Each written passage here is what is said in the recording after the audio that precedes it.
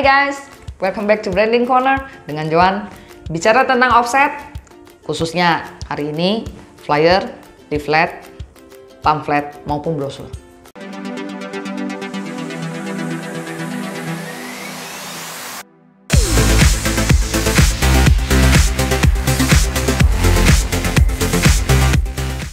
Secara umum saja, bukan ke teknis produksi, kita tidak membahas tentang mesin ini, mesin itu, tidak. Tapi general knowledge yang kamu perlu ketahui pada saat kamu mau order cetakan ini. Tentang flyer, leaflet, pamflet, ataupun brosur. Oke. Sizing biasanya, kita ngomong flyer. Flyer itu normally ukurannya di bawah A5. And then kamu masuk ke leaflet. Leaflet itu ukuran dia antara A5 ke A4. A4 ataupun folio, orang sudah cenderung nyebutnya pamflet. Dan kemudian di atas itu lagi brosur, di mana kamu bisa lipat 2, lipat 3. Oke. Tapi secara general kalau kamu orang umum datang, saya mau cetak brosur, udah saya nggak akan pusing lagi. Ini ukuran apa? Karena nanti akan kita tanya jelas speknya. Spek yang perlu kamu ketahui supaya kamu nggak ini banget ya, nggak canggung kalau misalkan ke salesnya. Pertama, ukuran. Saya mau cetak brosur, misalkan ukuran saya sekian. Kemudian bahan. Bahan itu pada dasarnya ada 3 secara umum. HVS, yang paling murahnya ya kita cerita ya. Bahan HVS, saya nggak usah kasih contoh dong. HVS di rumah ada kan? Kantor juga banyak. Kemudian art paper. Art paper ataupun matte paper.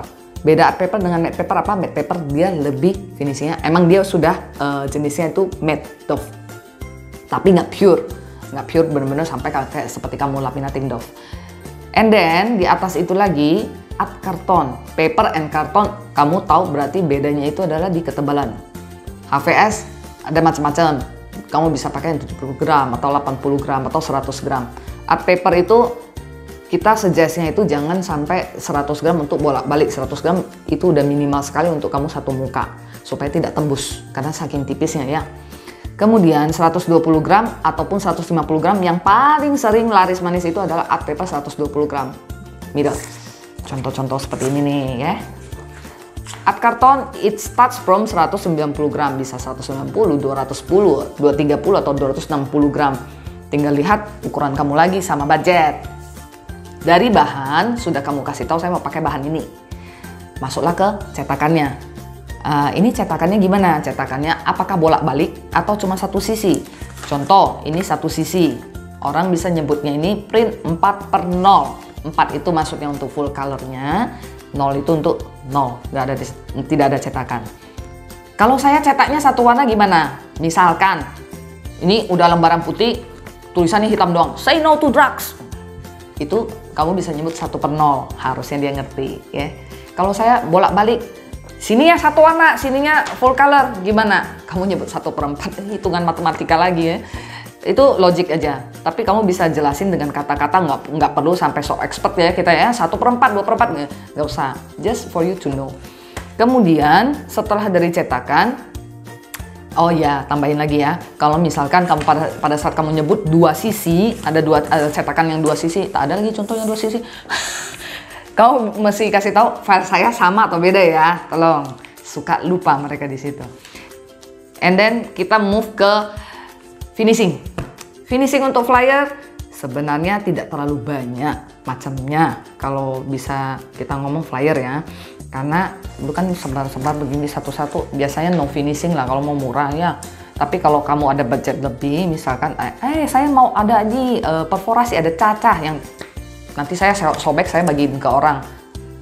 Oke, itu kamu bisa nyebut saya ada perforasi ya, atau ada cacah. Atau misalkan kamu mau, saya mau mengkilap dikit, berarti saya mau di furnish biar rada-rada glowing ya. Ini udah saya contohnya nih, udah saya sobek nih. Kenapa? Furnish itu bisa disobek. Oke. Easy. Tapi kalau kamu aduh ini nggak boleh ini karena informasi ini penting sekali, saya mau orang itu bisa pakai terus, kamu pakai laminating. Oke. Jadi kalau misalkan yang laminating dia agak susah di ininya. Laminating sendiri pun ada 2. Ada doff, ada glossy. Oke.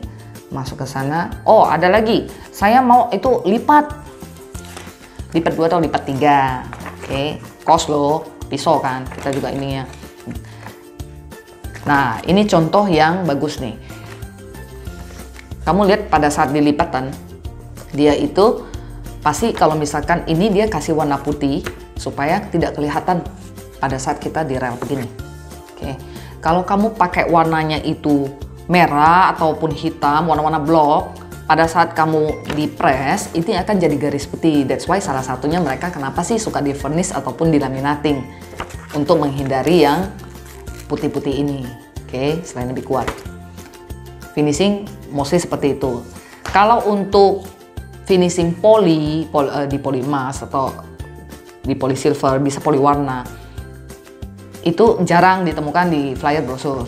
Oke, itu nanti kamu ceritanya beda lagi ke katalog atau ke company profile. Dan spot UV jarang dipakai untuk seperti ini, untuk flyer brosur. Terakhir adalah quantity, ya. Tinggal quantity aja yang diinfo, mau berapa. Baru tuh mereka mulai bisa menghitung salesnya. Jadi tidak semudah itu untuk langsung, saya minta dong harganya, price listnya, ininya. Offset tidak bisa. Kamu mesti menjelaskan beberapa aspek yang seperti itu dulu. Kecuali yang udah template lah ya, baru itu bisa ada harga dasar. Oke, nah, sekian tentang cerita pendek ini. Semoga pendek, tergantung yang edit. So guys, kita akhiri dulu diskusi tentang leaflet, flyer dan teman-temannya. I see you in next episode. Don't forget to like, comment, and subscribe. Thank you for watching. Bye bye.